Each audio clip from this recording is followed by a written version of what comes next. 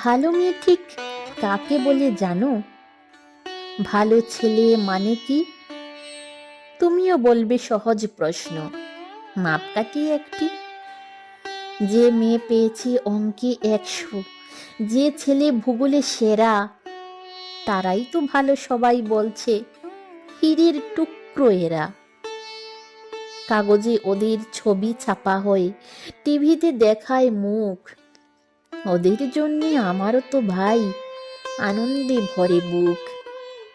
তবু কেন জানো তোমাকে বলছি, দেখে শুনে পাই ভয়। শুধু এত এত নম্বর পেলে কি ভালো ছেলে মেয়ে হয়? আচ্ছা, ধরো না যে মেয়ে পেয়েছে অঙ্কে অনেক কম, তার গান শুনি মুগ্ধ সবাই, হাততালি হরদম।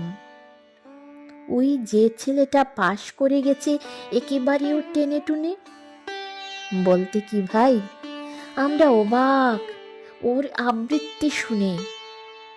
নাটকেও তার নেশা আছে, খুব পরের বিপদে ছুটে। পাড়ার তিন্নি বাংলায় নাকি 30 পেয়েছে মোটে। কিন্তু মেয়েটা খেলাধুলোতে 10 কানা গায়ে নামি। সত্যি বলো তো, তুমিও বলবে ওরা নয় কেউ দামি?